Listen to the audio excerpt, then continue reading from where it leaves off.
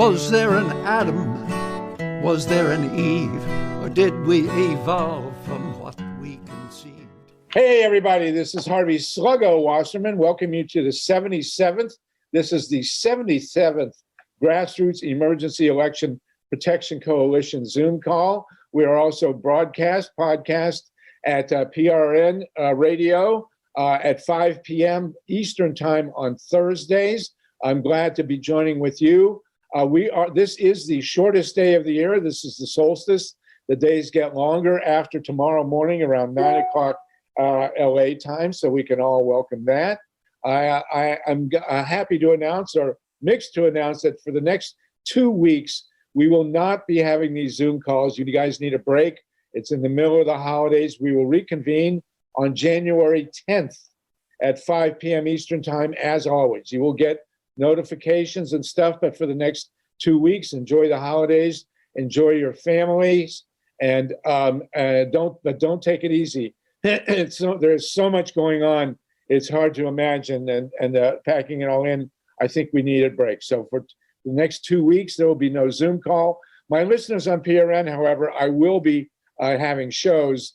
I will do the next one on nuclear power and also one on renewable energy. And it brings me to the top of the hour. It's always good to open with something positive. And in the positive mode, the Democrat, small d, in Chile defeated the fascist in a major election. It is a very big deal. He won very substantially. He's clearly an old hippie. The guy he was running against was an admirer of Pinochet, so we can celebrate that victory. There's also a warning sign, very worth mentioning, that in France, 2 reactors have been shut for cracking. And this is a very serious situation. They're actually taking these reactors offline. And the thing about France is that they're very proud that they have standardized design. They have 55 reactors or thereabouts right now. And the problem with a standardized design is when you get cracks in one of them, you get cracks in about half the country's nuclear plants. And if they have to shut half their nuclear plants, they're in serious trouble. This is very, very important to understand. We have also major attacks on solar. We have Ron Leonard on the call, and hopefully maybe in the second hour we can discuss what's going on with the attacks on solar.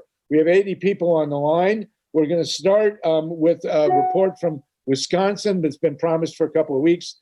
First with Pete Peckarsky, and then with Steve Rosenfeld. Again, Steve, we're sorry for your personal loss. And then Joel is going to make a historic presentation and announcement of a voting rights summer, and modeled after the 1964 Mississippi Freedom Summer, which was incredibly successful. So we are going to have a voting rights summer, and Joel will, the great godfather of this idea, will explain it to you. Then around 2:30 Pacific, 5:30 Eastern, we're going to go to a deep discussion of the cases of Leonard Peltier and Julian Assange. I hope to be joined by JODIE Evans, but we definitely have TATONKA BRICCA and other people that can talk about them. And we also have Ruth Strauss, who knows a bit about this other case, the lawyer from who did the case in Ecuador, whose name always escapes me now, under house arrest. Then we at the second hour, we're going to talk to Falco from Europe about major demonstrations there. So we have somebody on the call, definitely from across the pond. And Julie Levine is going to give us the serious rundown on 5G, which is absolutely devastating and completely undemocratic, by the way, how they rammed through 5G in this country. And it was Clinton and Gore who did it. Okay, we have tons of other stuff. I also, at the half hour, going to read a quote from Steve Bannon on exactly how he intends to take over our electoral system. So real quick, Pete, I know you're an owner of the Green Bay Packers. Congratulations on yesterday's victory.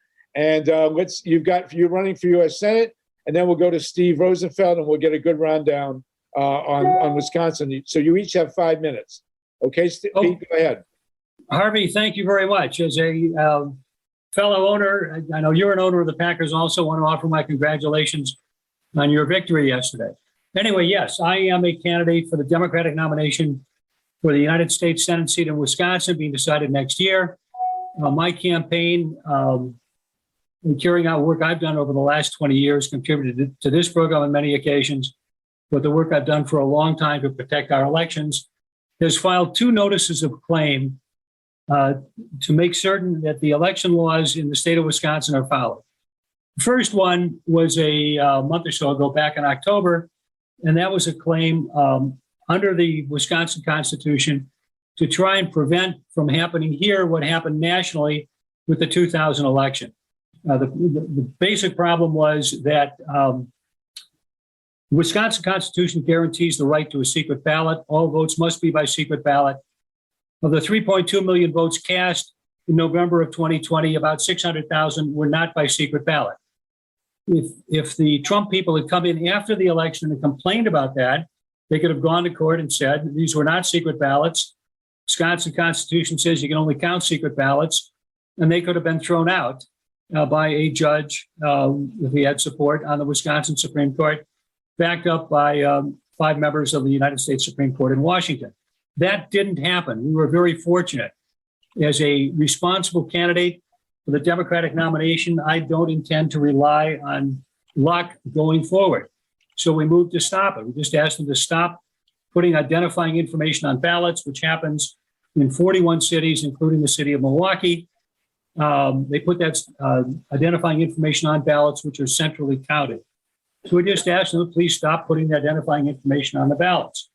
And the court will do one of 2 things. They'll either tell them to stop putting the identifying information on the ballot, or they will say this is totally constitutional under the Wisconsin Constitution. And then anybody who complains about it later on will not be able to get any traction in court.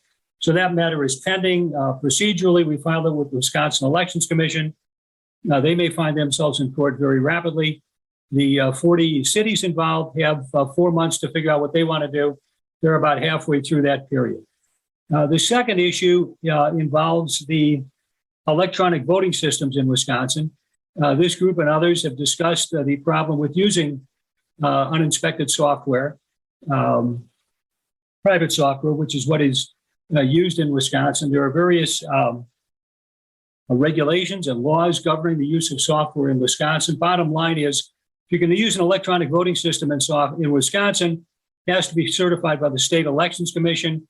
They have to comply with certain requirements. Among them are making sure that the automatic tabulating equipment, that is the optical scanner, which scans ballots, is functioning properly. Without the ballot definition files, you can't do that. They don't have them. Secondly, the statute requires that all the software components or critical software components be placed in escrow with the Wisconsin Election Commission. That has never happened, according to public documents received from the Wisconsin Election Commission by the Columbus Free Press, a fine newspaper in Columbus, Ohio, which published a story about this. There's the story back on December 9th. There's a spreadsheet at the end of that story, which you're going to have to bring up the spreadsheet separately. Okay. Which explains some of what's involved here. There's the spreadsheet. The spreadsheet, if you can twist it sideways, indicates the dates when software was provided to the commission.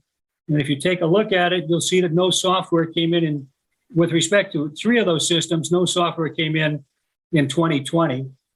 And with respect to one of them, some software came in January of 2020. That was with a private escrow company. It was not, as the law requires, with the Wisconsin Elections Commission. Why that's important, we'll get to in a second.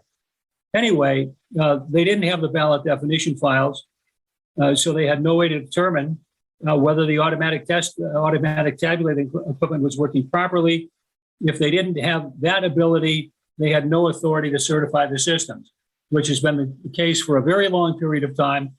We're asking them to stop that. That is, to conduct themselves in accord with law, or stop using the electronic voting systems entirely in the entire state of Wisconsin.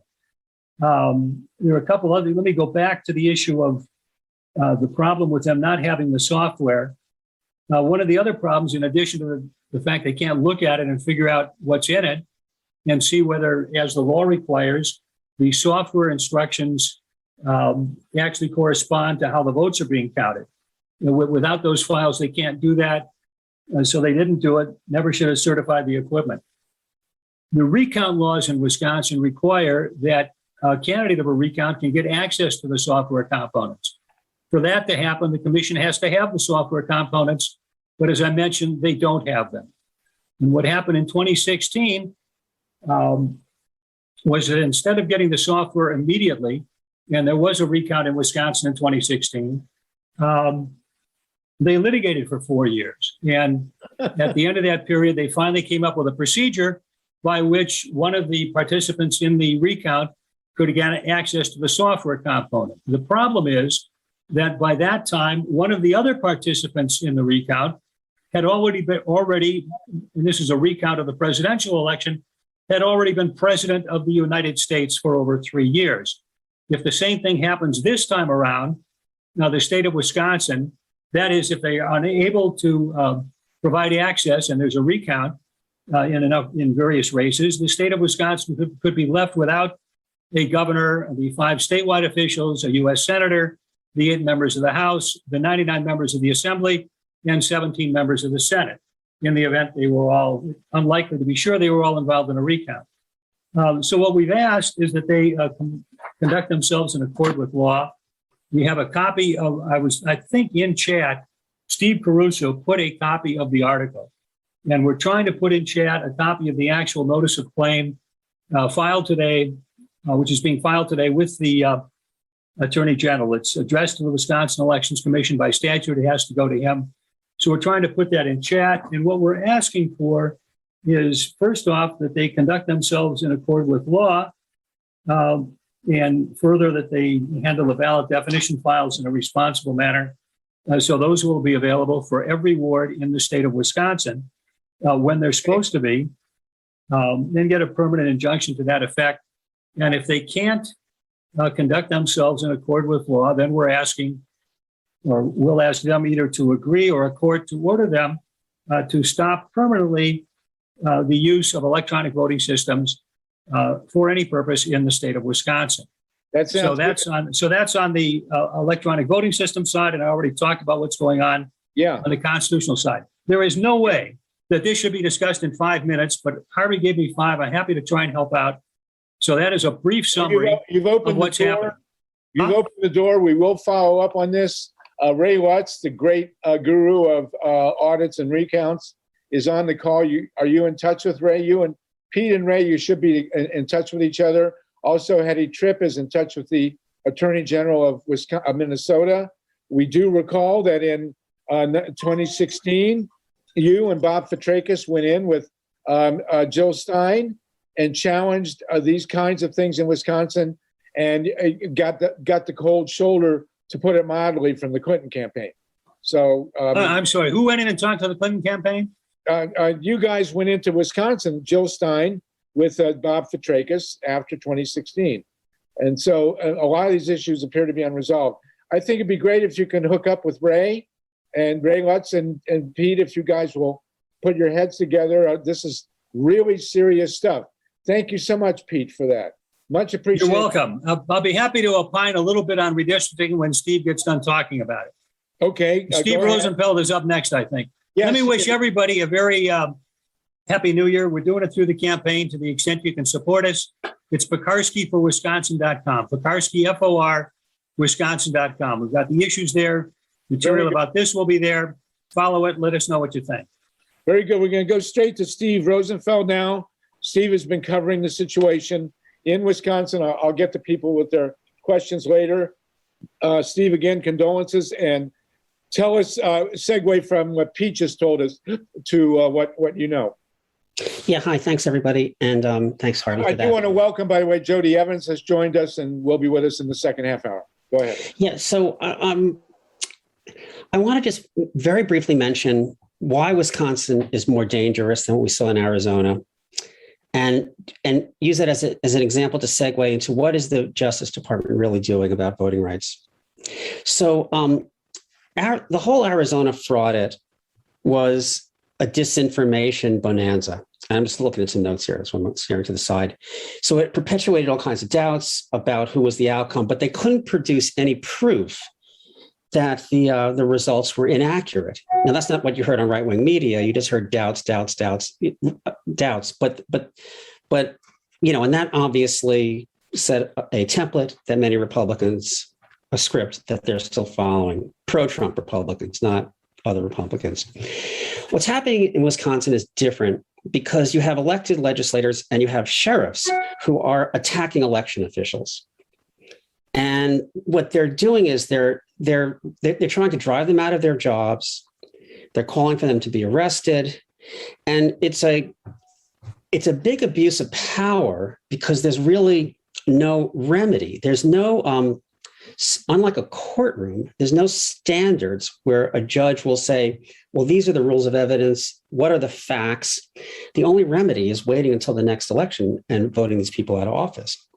So, you might say, well, there could be public education and media and all that stuff, but that hasn't really seemed to stop, these lines of attack.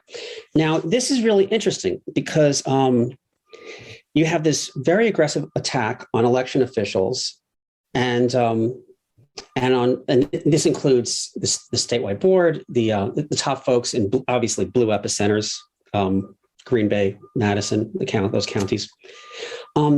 But the Justice Department can't touch it yet. And the reason they can't touch it is because it hasn't crossed federal thresholds that involve laws that say you're not intimidating voters, and the outcomes of elections haven't been affected in ways that just violate the Voting Rights Act or other civil rights laws.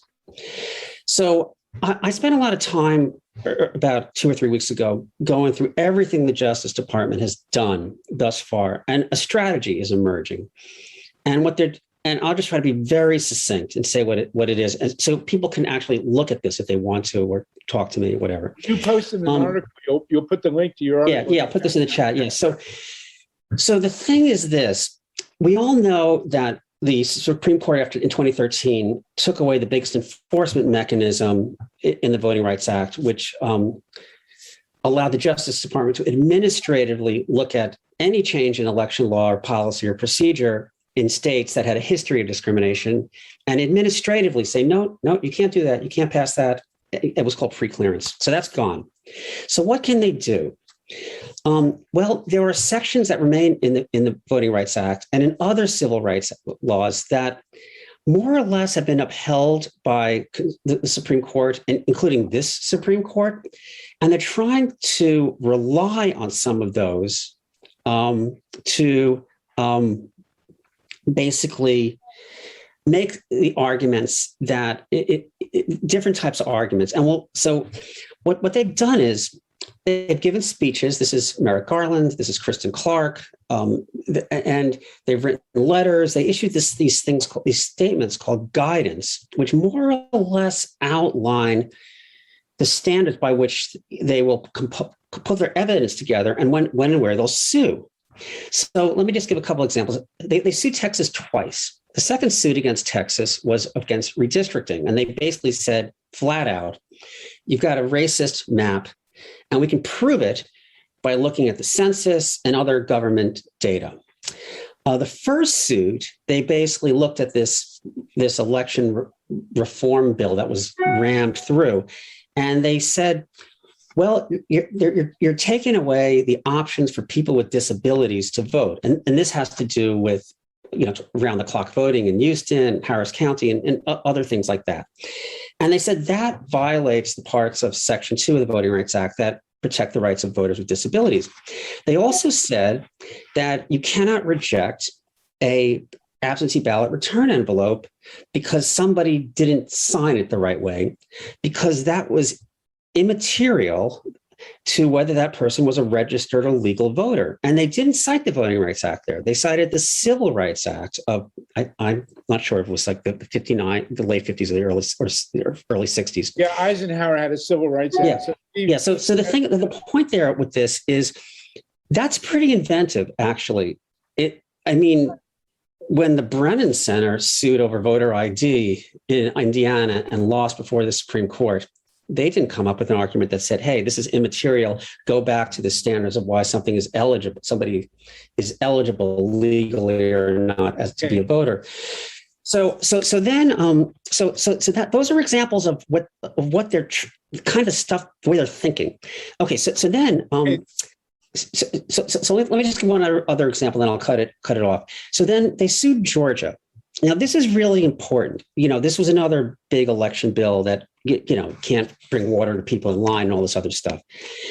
They basically, under the Voting Rights Act, Section 2, you can sue under two avenues. You got to stay in your lane. And one is you can say there's a discriminatory purpose or intent, or there's a discriminatory or racist effect. They didn't want to touch the effect side of this at all, because basically the DNC sued Mark Elias, sued in that way, and lost big time last summer in Arizona. And the Supreme Court actually used that as an excuse to make the results test harder. That's, let's just say Mark Elias is not Thurgood Marshall by a lot, a big stretch. So what they did was they sued claiming there was a racist purpose, Now, this is much harder to prove in court, but they think, so what they're going to do is they're going to say, well, we have all the public statements and all the people saying how we got to stop, these thieving Democrats. And and you can look at the history of discrimination, and you can look at the census. So we see how and where that goes. But the point here is they're trying to use what little levers they have. Some are kind of somewhat creative uses, but they're also trying to avoid giving the Supreme Court a way to just roll back a whole section of the law. So I think, and there again, I'll just bring it back to Wisconsin, where you wanted this to start. That's why they haven't stepped in Wisconsin yet, because it's still a state level political spat, as nasty as it is. So I'll stop. Well, thank you both, Pete and Steve. We have a great constitutional lawyer on the call, Joel Segal. And I think what we need to do is convene a subcommittee of lawyers and with Ray Lutz, John Brakey, people who are deep into the details of this. The Justice Department needs guidance from us. So Steve and Pete, you've laid the groundwork for that. When we reconvene on January 10th, we will definitely deal with that in great detail. Thank you both. I'm much appreciated. You're welcome. And we do have to move real quickly. You will. JODIE Evans is on the call with TATONKA BRICCA. I do want to have Joel Segal come on real quickly. Joel has had the great brainchild of a summer, of a voting rights summer. If you can introduce it in two minutes, Joel, and lay out the foundation, so we'll follow up on that. We have 96 people on the call, then we'll go straight to JODIE and to TATONKA. Sure. Well, the prognosticators from the media, and I've heard it from Democrats, Republicans, have said that the Republicans are going to take back the House in the midterms. And I find that a very faulty premise. The reason why is because we have not had an election yet. Second point I want to make is that the last 7 presidential elections, 6 of them were won by Democrats. The other would have been won if we didn't have the Electoral College. So it's antithetical and irrational to come to that conclusion when Democrats, the popular vote has gone to. Okay. No, So this summer, what do you want to do this summer about? just walk with me, Harvey. Okay. I'm sorry. I'm gonna finish in the 2 minutes you give me. Okay. If we're in the majority and we're supposed to lose the House, that means there's something wrong with that picture. What I'm proposing is that we do a freedom summer, but it'll be longer than it'd really be like a freedom year in a way, where we raise money. We already have a foundation to do this. We raise money to pay predominantly Black community organizers that already have an infrastructure, students, Latinx, Latin American communities, and Native Americans, where that's the swing vote, because most elections are won by 1 to 2%. They're very slim margins. And then we do a voter registration and a get out the vote like we've never seen before, because if the Republicans take over, these are Trump Republicans. This is not your father or your grandfather's Republican Party where they drink bourbon and talk about cutting taxes for the wealthy. You know, these are Trump, QAnon, insane nut jobs who want to stop democracy, stop abortion. And this is really important, we have 10 years, and that's it, to do a conversion to 100% cleanable energy. 10 years. That's what every scientist, about 13,000 scientists have said that. If the Congress goes to the Republicans, that's going to take 2 years off our timetable. And now we just have Manchin, who really, really screwed everyone. We cannot look at this like your average, midterm election. This has to be the election of our lives. We have to look at this like it's a war, and the war is to save the planet and to save democracy. And that's what we're going to do. I'm finished. Money. There's 3 donors that we were approaching that we will probably get funding for. This is not like pie in the sky theoretical. This is going to happen. It's just a matter of how much money we raise. So in the African American community, for example, Dr. Leo Woodbury, that Jennifer Roberts knows in South Carolina, he could win election after the election if he had $60,000. So you don't have to raise $80 million. We have to raise enough to hire community organizers to do what they did in Georgia. This will include training organizers in other cities and states. We just got to get the vote out. And right. I will for real close by saying you cannot blog your way or Instagram your way to a political victory. We're going to have to transition from very positive intellectual discourse to street heat and foot leather. Anyway, that's it. You're the master of that. You were with John Connors for a decade, more than a decade. So on January 10th, when we reconvene, we will go into deep detail. Not many of you are old enough to remember the Mississippi Freedom Summer, but I do. People went down there, college students, to fight, to work on the ground for civil rights. And that's what we're going to have to do for voting rights, especially later.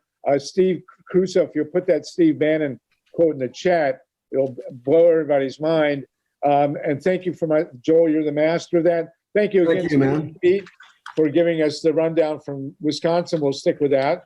We're now also joined by Dennis Bernstein, the great KPFA host of Flashpoints, who has also strongly worked on the Julian Assange case. I want to remind everybody in Los Angeles again that we will be having an event January 16th in Santa Monica. I'm going to have to skip the people with the hands. We have JODIE Evans from Code Pink. JODIE, are you there? JODIE Evans? Oh, there you are. Can we unmute JODIE Evans, please? And JODIE, you are close with Julian Assange. We will take 10 minutes on him and then 10 on Leonard Peltier. Where's your hat? I'm disoriented, but anyway, it's lovely to see you. We hope you're going to come to the event in LA on the 16th at Jan and Jerry's. You'll have to dress a little warmer than that. But please tell us what's the latest with Julian Assange. Wait, it's like 75 degrees today in California. So that's cold for California. But I want to mention JODIE is a founder of Code Pink and one of the great activists of our generation. It's an honor to have you on. So go ahead, JODIE. Thank you. Thank you. Great to listen to everyone on this day where, I'm going to talk about the lack of democracy that we see in what is happening to Julian Assange. So I was in Iraq seeing the violations of humanity, and the media wouldn't cover us because we were peace activists. So I came home and raised funds to make Most Dangerous Man in America about Daniel Ellsberg, so we would remember that we needed a whistleblower. Why? Because key to authoritarianism and militarism and violence and the misuse of power is secrecy and lies. And it was Chelsea Manning who delivered a clear exposure of what was happening in US wars, and that was war crimes. And Julian published these war crimes, and for this he is being persecuted. That he did his job as a journalist. And, you know, journalism is about exposing the violations of power. And just a reminder that he's been tortured for 10 years. This is a long, long process. So here we are on this day when the US Congress can't find enough funding for the needs of the people, and it's starving the people of Afghanistan to death, while managing to swiftly vote in another $800 billion for war, biggest war budget since World War II. You know, just a reminder, Joel, that, you know, if we don't end war, it doesn't matter what we do on other things, because it's the greatest industrial cause of climate change on the planet. So while I'm talking to you, you can go to codepink.org #/ ASSANGE and sign a petition, you know, that we deliver every week to the DOJ. But, you know, one of the successes has been this year-long campaign that has engaged many coalitions, much local organizing, to move Julian's case further out of the dark into the light, to show how many people are on his side. It's taken courageous voices, and it was given a huge boost by Julian's dad, John, and his brother Gabriel's tour in the US. The intention was to remind people of this miscarriage of justice and this violation of freedom of speech. But it really has helped build a movement that has affected the media, has affected Congress. Today, there was a great piece in The Nation by John Nichols. It just launched early this morning with a quote from Congressman Ro Khanna, who's been very vocal. You can see Ro puts on his Twitter. He does interviews, and the Courage Foundation's been retweeting some of them, but Gabriel's been here for the last month in the US, and he's been bringing members of the EU Parliament to Congress to talk to the members of Parliament and make them understand that this is an international issue that people around the world care about. Another member of Congress who's been amazing is Ilhan Omar, and she's been tweeting and retweeting and really calling it that it's indefensible what is happening. We also have more than 24 civil rights and press freedom organizations that have written a letter to the DOJ calling on Merrick Garland to drop the charges. And that's been successful in bringing more people in. And then there's 28 of these lawmakers globally, not just from the EU Parliament, but globally, that we're working to bring to DC and take to meet different members of Congress. So you can all be working on your members of Congress. So the first thing is to know that it's a huge global coalition, the Assange Defense Coalition. And if you want to organize something locally, it would be awesome, because the more we can educate and inspire, activate, and build a movement, the better. So join the Assange Defense Coalition. Write a letter to your local newspaper. That information is there. Write a letter to your representative. We have all the information there. And write a letter to Julian. And those letters matter. Julian just, recently had a stroke. He's on stroke medication, 10 years being persecuted. And it's really, really hard for him. It's hard for him, and it's hard for Stella. Do you know that they just let her know that not to bring the kids anymore, because they'd been assigned to find the diapers in the trash so they could run DNA checks to see if they were really Julian Assange's kids.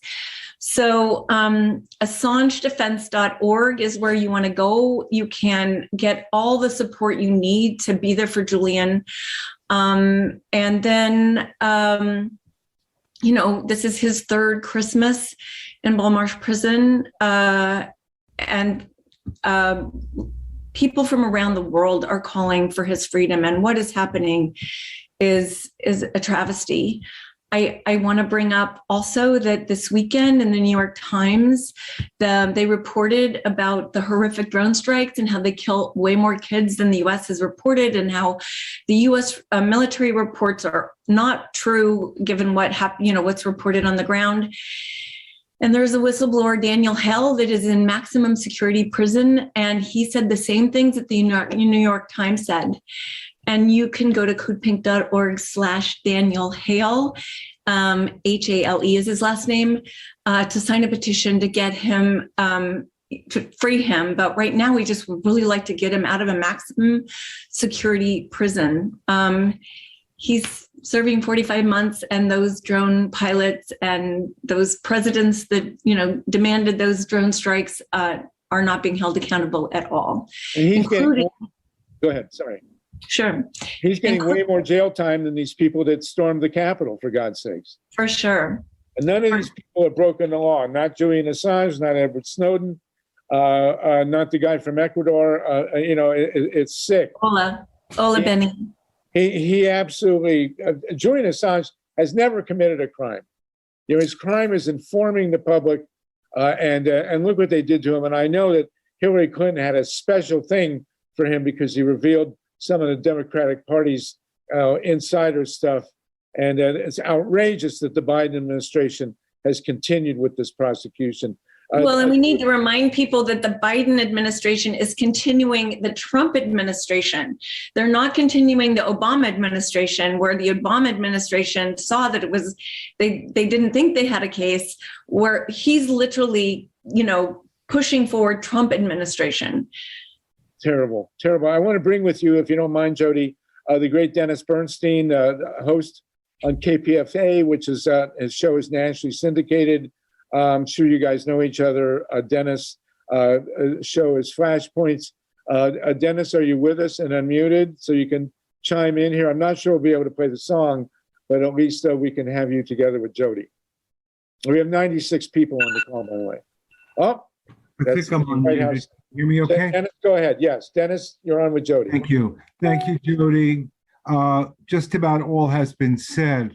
I want to, first of all, say I love what you all are doing here on Flashpoints. We started the Election Crimes Bulletin in 2016 and have been doing regular investigative reports on the attempt to really disenfranchise large chunks of the U.S. population. So I love what you do here, and I'd love to have Harvey on to push this event, and I hope we're helping to build it. There's not much more to add. I did write an anthem with the wonderful Francisco Herrera. We're hoping to have it animated. It's a celebration of his courage, and it's a call for action. I wish we could play a little bit of it because, there's a lot of talking heads. We'll try on January 10th. We'll try on January 10th. We need more advance notice. And, a lot of talking. Sometimes we need some serious inspiration, some music. And we put together a beautiful piece that includes Julian's voice, and particularly around collateral murder. Let me just say this. How about a question? What's one essential difference between the slaughter that the U.S. government ended its 20-year occupation of Afghanistan with, and the document that includes collateral murder, which is also the killing of civilians and journalists? The difference is, of course, that Julian's not around to report the second one. That's why he's not around, because they don't want reports about the kind of slaughter that happened in Afghanistan when they killed that family and 7 children to send a message that the United States isn't going anywhere. We're going to be doing it over the horizon. Julian Assange has been a significant publisher and journalist of our time, and I feel strongly that people don't understand. Some of my brothers and sisters have bought into the CIA disinformation campaign. And if you know how the CIA works, you can expect that they will be at it.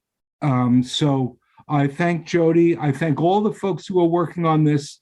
I urge you to get a copy of the anthem, and then we will also let you know when we have an animation. We're hoping that we can also use it to help raise some money. Well, Dennis has been a stalwart. His show on KPFA is great. He's been kind enough to have me on. We're going to be on again at 5 Pacific time tonight. And thank you. Hoff, can I say one other thing? Please. The reason that I come here and join you as much as I can on Mondays is because I really want to know what people are doing in terms of all levels of resisting the steal of the vote, if you will. So anybody who has a story, who wants to tell their story, or has found out some new information about the steal, check me out, Dennis@kpfa.org. Dennis@kpfa.org. I'm looking for people who want to add to the lexicon in terms of the resistance and the fight to protect the vote. Well, talking about people who add, we have TATONKA BRICCA. If we can unmute TATONKA to segue into the discussion of Leonard Peltier, the other, one of the many other political prisoners, but Leonard has been in for 40 years and still no convincing evidence that he is guilty of what they've charged him with. TATONKA, can you update us on Leonard Peltier? Yeah, I want to welcome Dan Nelson. Dan, are you on as part of this discussion? Can you unmute yourself? TATONKA, yeah, I'm here. Great. Dan Nelson is full-time organizer with Lakota People's Law Project, and Dan has, left what could have been a successful law practice to be a working musician, songwriter, and amazing organizer. He's been working to help Lakota children, which is what he's doing this afternoon. Got to take him away from the kids to be with us. But the main thing is that he got involved with Ray McClendon and was instrumental in the Standing Rock phone bank of 40 to 50 both Lakota elders and young activists to make those 250,000 phone calls into Arizona and other states. And you're now planning for another run in 2022, right, Dan? That's correct, TATONKA. That's the plan. Okay. Now, we'd hope to have Chase on. He's trying to get a book done, right? Okay. But, Yes. Yeah. And But Daniel, to talk about Leonard, do you get any information from him about Leonard Peltier, or what do you want to say about Leonard? Is that a question for me, TATONKA? Yes, that's for you. What I can say about Peltier is that Chase, my co-director, who is a Standing Rock resident and a former congressional candidate from North Dakota, globally known attorney, excellent human being. But he is somebody who's been in personal contact with Leonard Peltier for much of the past couple of years because Leonard has wanted help from him as an attorney, and Chase has done what he has been able to do in that regard. Earlier this year, he traveled to D.C. to be part of a series of events that occurred in Washington. He was invited by Carol Goki, president of the International Leonard Peltier Defense Committee, and he gave a speech. I actually put the link to the speech that Chase made in the Zoom chat here, so you're all welcome to find that. I put it in there about 5 minutes ago. That will give you a sense of what Chase's perspective is on the issue. But, it's not an area that I have great expertise in, but I will mention that 55 people in Congress have endorsed the notion of exonerating Peltier. So has the Dalai Lama, Desmond Tutu, a number of other international personalities, Mother Teresa, Nelson Mandela, Amnesty International, of course. So the pressure remains in regard to his current condition. But, the sad fact, of course, is that any president who tries to grant him amnesty is going to have to contend with the FBI and law enforcement lobby. It's not an easy picture. Of course, had we elected Bernie Sanders, I think it would have been a no-brainer. but anybody to the right of Bernie is going to probably hesitate. So we have to remain vigilant and see what can be done. That's really all that I can offer with respect to Leonard. Okay, TATONKA, thank you, Danny. The one rule we have on these calls is if you're in a car, you can't be moving. So I hope you're parked. No, I am parked. Good, thank you. Okay, TATONKA. I assume that everybody on this call understands that Leonard, who was arrested in 1976 in Canada, and the FBI first presented his girlfriend, who testified that she allegedly saw him shoot the agents. She later said she was coerced by the FBI. Everybody along the way, other people, every single person that they had to testify against him, 3 teenage Native witnesses, all later admitted the FBI forced them to testify. All this has been out for decades. And what Dan said about the FBI is true, because this FBI intimidation of witnesses to get the things is what they're going to then be facing. And this isn't obviously the only time and place that they do this. This is a standard practice with people that they can get away with. So we look forward to the day when both Julian Assange and Leonard Peltier are freed. TATONKA, does anybody ever talk about giving him a trial, an actual new trial, so that we can test their a conviction? I don't know what Amnesty International did. It was something akin to that.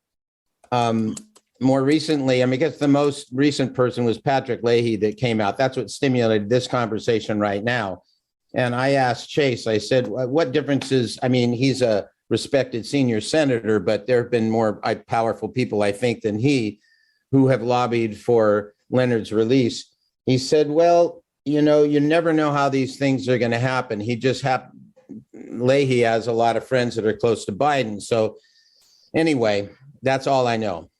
Okay, well, let's hope over the holidays, both these guys get their freedom somehow or other. We also have other prisoners like Reality Winner, and I can never remember, Ruth Strauss, what is the name of the fellow that they've put under house arrest who did the legal case in Ecuador? I mean, talk about Kafka and the complete abuse of the law. Donziger. It's Stephen with a V, Donziger, and please everyone, smart search him. I don't like to use Google because they track you, but whatever search engine you use, Stephen Donziger, there's free Stephen Donziger, there's Donziger Defense, etc. And Harvey, if you want me to give a quick synopsis, fine. And if not, if fine. you do in a minute, I'm sure you can. Go ahead.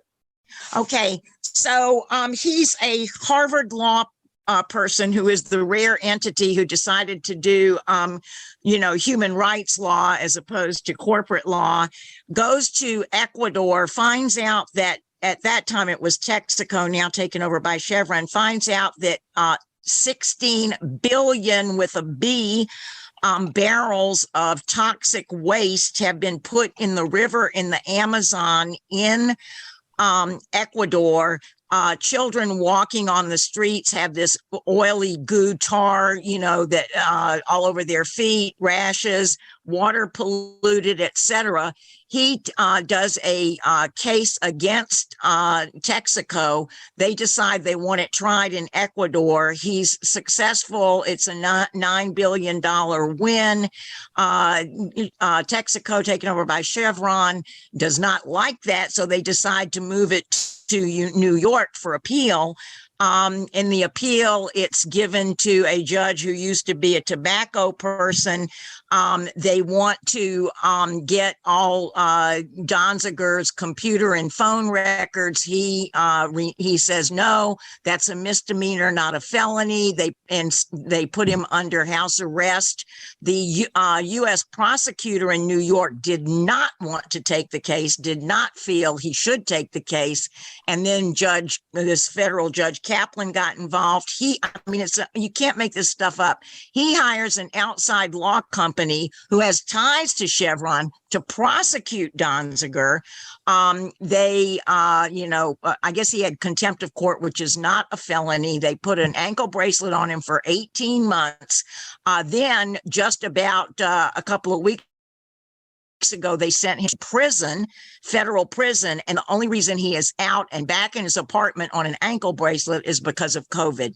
It is just awful. An international consortium, including Lessig of Harvard, Ronald Kuby, who was the scion of Kunstler, about a consortium of about 1,000 lawyers around the world have written about the injustice of this, and yet nothing so far has happened. Please read up on about it, tell people, contribute, etc. Thank you. Thank you very much. Can I say one more thing before I go? Yes, and I'd like. So I want. And then Mila, go ahead, Tatanka. Well, I want to thank for that report on Steve Donziger. This is the. You're muted. Tatanka, you're muted. Hey, yo, you're muted. Sorry, I don't know when I left off. Right, go for it. I also want to thank JODIE and Dennis Bernstein for Julian Assange. They're going after him because they want to shut down any journalist or publisher who prints the truth. So we are all on trial here if Julian goes down. And anybody who's resisting the black snake anywhere in the world goes down when Steve Donziger goes down. These are really, really important causes. Thank you. Insane prosecution, somewhere between Orwell and Kafka. You couldn't make that one up. And Julian Assange, the same thing. Okay, so thank you all. Thanks, Danny Paul, and thank you, Danny Nelson, and thank you, Tatanka, Jodie Evans. Thank you so much. We look forward to seeing you on the 16th. We will continue with all this on January 10th. Remember, next 2 weeks, enjoy the holidays with your children and your families. Dennis Bernstein, I'll be on with Dennis tonight at 5. KPFA flashpoints. And we will move ahead. Julie and Topanga, can you wait, please, 5 minutes? We have absolutely for Mila. You bet. Okay, Mila, go ahead. And not 5 minutes. I just wanted to say that one of the problems is that one of Jerry Nadler's sons works for a law firm that represents Chevron. Oy, and that's part of the reason that this case has not been made public, because there are a lot of corporate Democrats who are on the opposing side.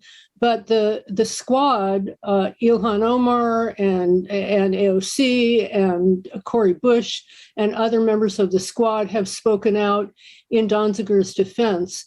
And they have appealed to Merrick Garland to intervene because this is such a grave injustice. But because of the association with Jerry Nadler's son, et cetera, and the big, powerful law firm that is one of the law firms that's representing Chevron, that's part of why this case has been buried and has not been talked about in the corporate media. Thank you. And of course, you have Nancy Pelosi arguing against prohibiting members of Congress from dealing stocks while they're dealing with legislation that impact those companies. It's unreal. Okay, Myra, will you introduce Falco for just 5 minutes here, and then we're going to go to Julie Levine and Topanga to talk about 5G.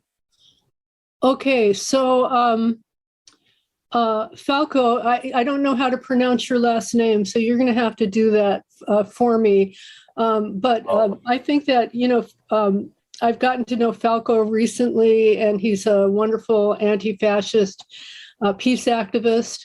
And he lives in Belgium. He's also an amazing gardener. He grows food and he delivers mail, and he's an activist in his union. And he's going to talk to us about the repressive fascist police in Greece who murdered a 15-year-old anti-fascist student, and in 2008, and the protests that have happened every year because of that murder. So take it away, Falco. Falco for 5 minutes. It's 3:06 now, so by 3:12, 11 or 12, we'll go to Julie and Topanga. Okay. Thank you. No problem. So yes, as Myla said there already earlier on this month, Greece again witnessed protests in commemoration of the killing of Alexandros Grigoropoulos, who was 15 at the time. I'll briefly mention what happened. So there were two police officers from the Special Guards who were on patrol in a neighborhood in Athens called Exarchia. It's a well-known neighborhood for its alternative lifestyle, originated in the Polytechnic uprising. They got into a verbal altercation with a group of youths there. They got into a second altercation upon leaving that scene, called in to their headquarters, were told to stand down. They did not comply to that order. Instead, they parked their car a few streets away. They walked back to the scene of the second altercation that they had. And at that time, what they claimed is that they were attacked by a group of 30 anarchists, young people, anarchists. They specifically used that word, throwing bricks and throwing bottles at them. In response, they fired off their weapon, or one of them did. And then around 9 p.m., the fatal shot hit Alexis. It hit him in his heart. They claimed that they fired 3 warning shots, 2 in the air, 1 to the ground. They later figured out that it was not a warning shot. They didn't aim right, but they were intentionally shooting at the youths there, and they hit Alexis in the heart. The cover-up basically started immediately. They falsely reported the incident. They were told by headquarters, after they kind of caught on to what was happening, they were told to contact headquarters by cell phone, not by radio, several times, which they did. And then later on, I'll move on to the protests and the court case itself. So initially, the police officer who shot Alexis was convicted to life plus 15 months. And that sentence was commuted. 1 second, I have to check my notes now. In 2019, so the initial judgment was given in 2010, and then in 2019 the sentence was commuted. His life sentence was commuted to 13 years, which caused him to be released immediately. So justice was not really served. And then briefly you're having regular demonstrations nationwide. Is that it? Yeah, so now that's what I'll go into. The protests started basically a few hours afterwards. In 2008, they grew exponentially. Within 2 days, there were major unions. Many schools were occupied in about 30 cities in the country, and about 25 cities across the world witnessed protests. And now this, as the Polytechnic uprising is a yearly commemoration, this has been a yearly commemoration for 13 years now, especially because justice has not been served. The police officer So got off eventually. do people see parallels between this case and the George Floyd case and other places in the U.S.? Do they mention when they have these national demonstrations about America? Yeah. And that's a sentiment, I think, even here in Belgium, because I live now in Belgium, and we had a case also of someone, a human trafficker who had a young couple with their kid in the van trafficking, and the police shot and killed the baby inside, which horrible. And that's one good note that I have to see. People are drawing the parallels. Yes, I think so. Good. More and more. Will you put all the possible connections to these demonstrations in the chat so people will be aware of what's going on in Europe as well as here? Yep, sure. I will do. Falco, thank you very much. Thank you. Appreciate it. Marla, thank you for bringing Falco to us.